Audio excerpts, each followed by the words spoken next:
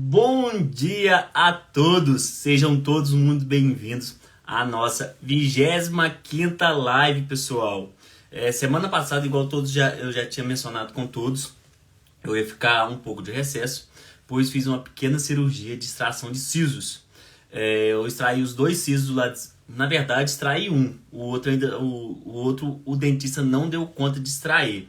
Então, eu fiquei mais descansando, me recuperando. Mas essa semana a gente vai voltar aí com as nossas lives 628, lendo esse livro aqui, pessoal. Para quem é novo, esse livro aqui chama O Manuscrito Original de Napoleão Hill.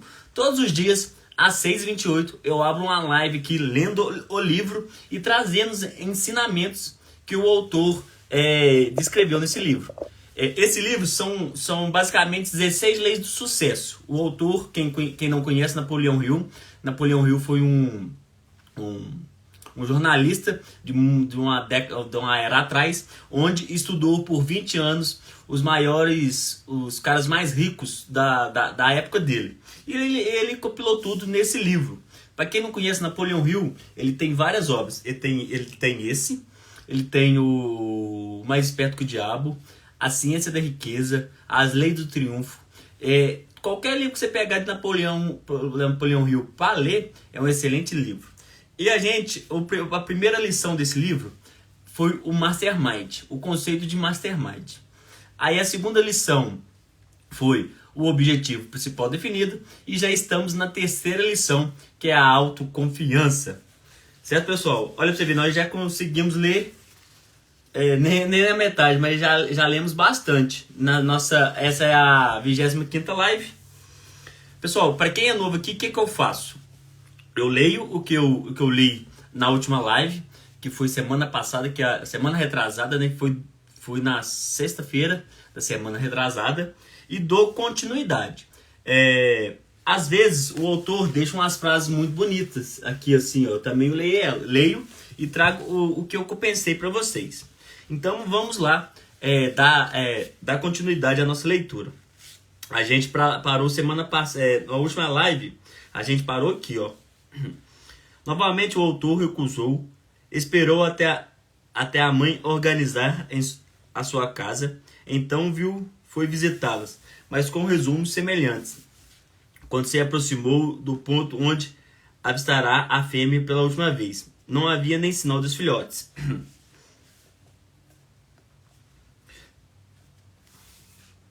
Deixa eu ver. Que foi aqui, ó. É bem sábio que a raposa caça todo tipo de galinécio e pequenos animais, com exceção do gambá. Não é preciso dizer porque o gambá tem imunidade. Um raposo pode se alfinhar com o gambá uma vez e nunca duas. Por isso, uma pele de gambá preparada no galinheiro manterá todas as raposas em uma distância segura, exceto as mais jovens e inexperientes.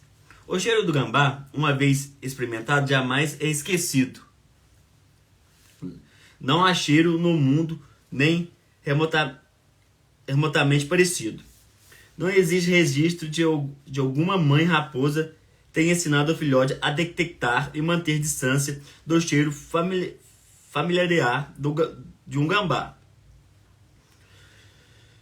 Mas qualquer um por dentro do assunto sabe que a raposa e gambás nunca procuram briga na mesma caverna. Uma única lição basta para ensinar a raposa que tudo que precisa saber sobre gambás, pela hereditariedade social, atuando via olfato. Uma lição serve para toda a vida. Não é estranho termos tudo aquilo que nunca acontece? Distribuímos nossa iniciativa pelo medo da derrota, quando na verdade a derrota é o átomo mais proveitoso e deveria ser aceita como tal. Um sapo-boi pode ser pego se colocarmos em um retalho de tecido vermelho em qualquer pequeno objeto vermelho no anzol e balançá-lo em frente à sua narina. Quer dizer, pode ser pego desde que fique preso na primeira vez que morde a isca. Porém, se for mal fisgado, escapar ou sentir a ponta do anzol quando morder a isca, mas não ficar preso, nunca mais cometerá o mesmo erro. Antes de aprender que a única lição de hereditariedade social é suficiente para ensinar até mesmo um humilde sapo a não ir atrás de um retalho vermelho, o autor passou muitas horas escondido tentando pegar um exemplar particular, desejando que mordeu a isca e fugisse. O autor, certa vez teve uma terriariedade por causa aborrecimentos no fim dos hábitos ao chegar em casa com frango na boca. Todas as vezes era tirado o cão. Com ele era severamente castigado, mas não adiantava, continuava a gostar de aves. Com o objetivo de salvar o cão, se possível, e como um experimento de hereditariedade social, ele foi levado para a fazenda de um vizinho que tinha uma galinha e alguns pintinhos recém-nascidos. A galinha foi colocada em um celeiro e o cão junto. Assim que todos saíram da vista, o cão lentamente foi em direção da galinha. Farejou e armou uma ou duas vezes para ter certeza que era o tipo de carne que estava procurando. Ao mergulhar na direção dela, enquanto isso, a galinha fizeste alguns levantamentos, de modo que percebeu que o cão no meio do caminho. Além disso, com uma surpresa de asas e garras que ele nunca havia experimentado, o primeiro round foi claramente da galinha. Mas uma bela ave gorda, avaliou o cão, não iria escapulir dentre suas patas tão facilmente.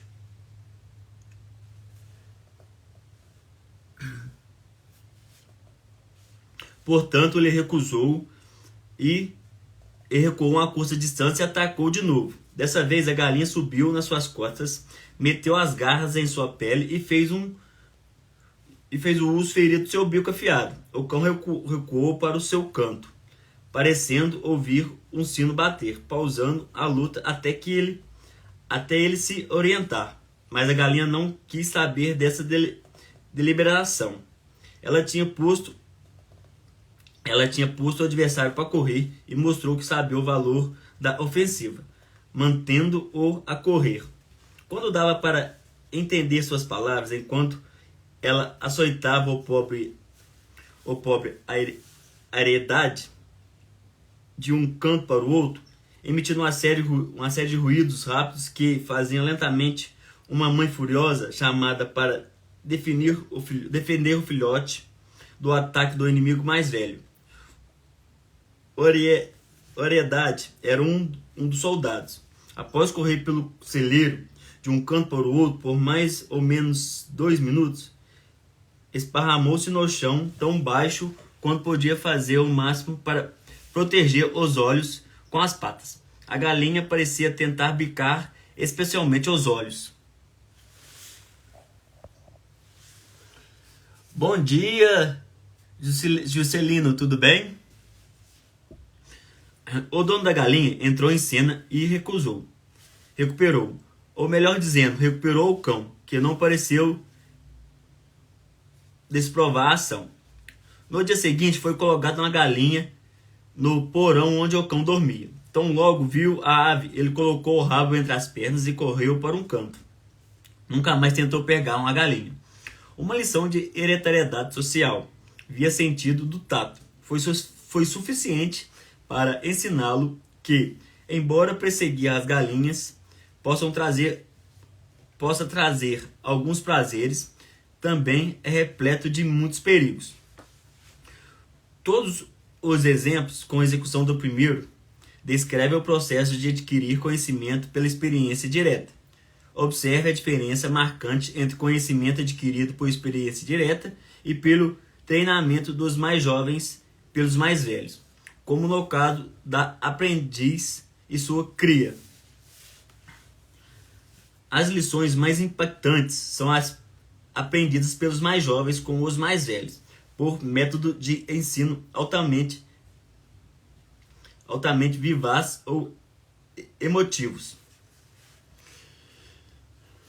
Quando a perdeu a abrir as asas, eriçou as pernas, sacudiu-se como uma paralítica e gritou para seus filhotes, de forma muito agitada, plantou nos seus corações o medo do homem, de que maneira que eles nunca esquecessem. O termo hereditariedade social, conforme utilizado nessa lição, refere-se em particular a todos os métodos pelos quais as crianças aprendem qualquer ideia, dogma, crença, religião ou sistema de conduta ética, com seus pais ou autoridades no assunto. Antes de chegar à idade em que possa relacionar e refletir sobre tal ensinamento por si, estima entre 7 a 12 anos. Pessoal, nessa parte aqui,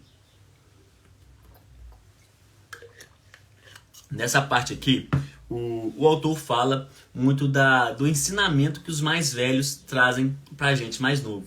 Porque ele já passou por aquilo. Ele dá exemplo de uma raposa se brigando com um gambá, porque o cheiro do gambá é um cheiro muito forte, ele solta um odor muito forte. Então a raposa a primeira vez que a raposa briga com o gambá, na segunda vez ela não vai querer por causa desse cheiro forte. E aqui ele dá exemplo também de um cachorro que gostava muito de pegar as galinhas. Só que quando ele foi enfrentar uma galinha que tinha os filhotes para defender, ele acabou saindo perdendo. Então nessa parte ele fala mais disso, da hereditariedade social por ensinamentos. Vamos continuar. Existe uma finalidade de forma de medo, mas nenhum é tão terrível quanto o medo da pobreza e da velhice, tratando nosso corpo como se fosse um escravo, porque temos tanto medo da pobreza que queremos acumular dinheiro para, é claro, a velhice. Essa forma comum de medos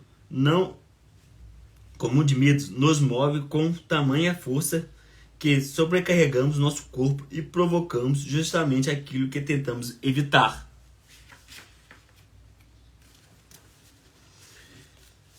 Que tragédia assistir um homem forçando-se excessivamente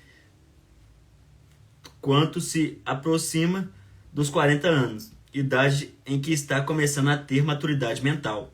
Aos 40, um homem está entrando na idade em que é capaz de ver, entender e similarizar a caligrafia da natureza nas flores, nos riachos e nos fluir e nos rostos dos homens e das crianças. Todavia, esse medo brutal impele-o com tanta força que ele fica cego e perdido no emaranhado de labirintos de desejos confiantes. Perde de vista o princípio do esforço organizado e em vez de lançar mãos das forças da natureza, evidente por toda a parte, e permitir essas forças elevem no guarda, conquista e elas desafie eles do tanto se forçam. Por toda a parte e permitir que essas forças elevem a grandes conquistas. Ele as desafia e elas então se tornam forças de destruição. Talvez nenhuma das grandes forças da natureza esteja mais disponível ao desenvolvimento do homem e da autossugestão, mas a ignorância a respeito dessa força está levando a maior parte da raça humana a aplicá-la como um obstáculo e não como uma ajuda. Vejamos um homem que enfrentou alguma decepção, um amigo que revelou falso, ou um vizinho que parece indiferente. Imediatamente ele decide, pela autossugestão, que nenhum homem é confiável e que todos os vizinhos são mal agradecidos.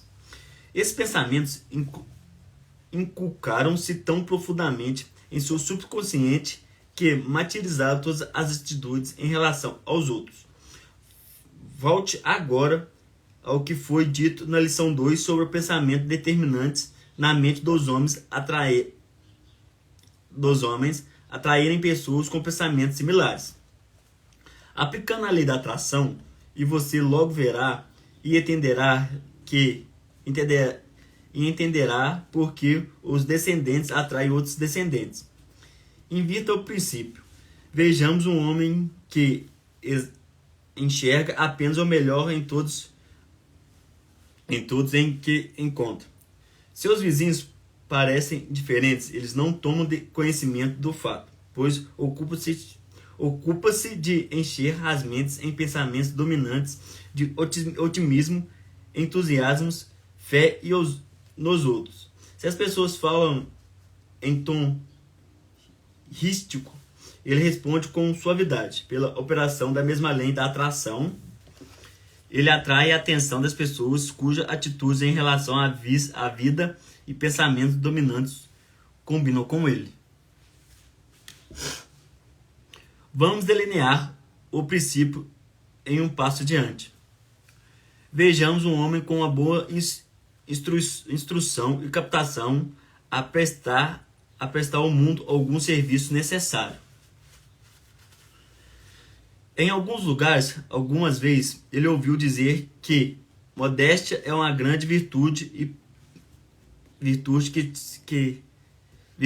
que proteja para se admirar pelo palco do jogo da vida e egoísmo. Ele entra de desmazeio pela porta dos fundos e sente na parte de trás, enquanto os outros participantes do jogo da vida vão à frente ousadamente. Ele permaneceu nos fundos porque teme o que vão dizer. Bom dia! Bom dia a todos, façam uma excepcional segunda-feira. A opinião pública, ou que ele acredita em ser opinião pública, empurrou-o para os fundos, e o mundo ouve pouco dele. Sua instrução não serve para nada porque ele tem medo de deixar o mundo saber o que ela possui. Ele sugere constantemente a si mesmo, usando uma grande força da autossugestão em seu deprimento, que deve permanecer em segundo plano para não ser criticado, como se crítica pudesse fazê-lo algum mal ou derrotar seu objetivo. Vejamos um outro homem que nasceu de pais pobres. Ele evidenciou a pobreza desde o primeiro dia que se consegue lembrar-se. Ouviu falar da pobreza, sentiu a mão gelada da pobreza em seu ombro, e que impressionou tanto que ele fixou na mente como uma maldição a que deve se submeter. Quase que inconscientemente, ele se permite cair vítima das crenças de que, uma vez pobre, sempre pobre, até a crença tornar-se pensamento dominante na sua mente. Ele se assemelha a um cavalo que foi arrebatado e subjugado até esquecer que possui o poder potencial para livrar dos arreios. A autossugestão rapidamente o revela o fundo do plano da vida. Por fim, ele se torna um desistente. A ambição desaparecer. A oportunidade não é mais apresentada a ele, ou ele não tem visão para vê-la. Ele aceita seu destino, e é fato bem estabelecido que as faculdades mentais, como os membros do corpo, atrofiam-se, murcham e a utilizam. A autoconfiança não é exceção. Ela se desenvolve quando utiliza nas desaparecidas da sua usuária. Seu trabalho e o meu são peculiarmente semelhantes. Estou julgando as leis da natureza a criar espécies aperfeiçoadas de vegetação, enquanto você está usando as mesmas leis na filosofia da lei do sucesso, para criar espécies aperfeiçoadas de pensamentos. Pessoal, por hoje a gente vai parar por aqui. Amanhã a gente dá continuidade à nossa leitura do manuscrito original, lição 3, autoconfiança. Certo, pessoal? Espero todos vocês aqui amanhã às 6h28 da manhã no nosso clube. Tá bom, pessoal? Façam todos um excepcional dia e até amanhã.